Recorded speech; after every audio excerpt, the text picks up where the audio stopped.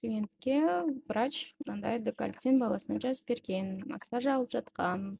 Bunun kuramında караңыз, D2 деп тұр да. Енді кальций D3 ішіңдер дегенде декальцин жазып берген ғой енді.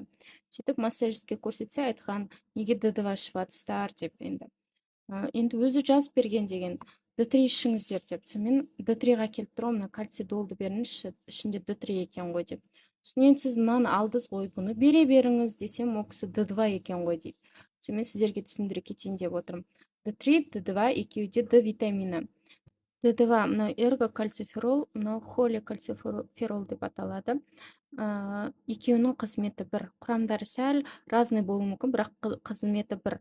Так, D3 организмде бөлінгендіктен, бұл организмге түскен кезде бірден жаңағы таниды ғой енді организм бұрыннан бөлініп жүрген. Сондықтан тез сіңіре береді да. Бұрын масляный болады, майда еритін витаминдер ғой.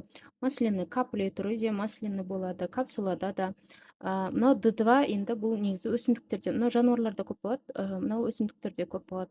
Бірақ екеуінің қызметі бір, сондықтан врач жазып берді, D3 де қойып D2 жазып берді деп қорықпай қойыңыздар. Просто мынаны сіңуі тезірек болады енді.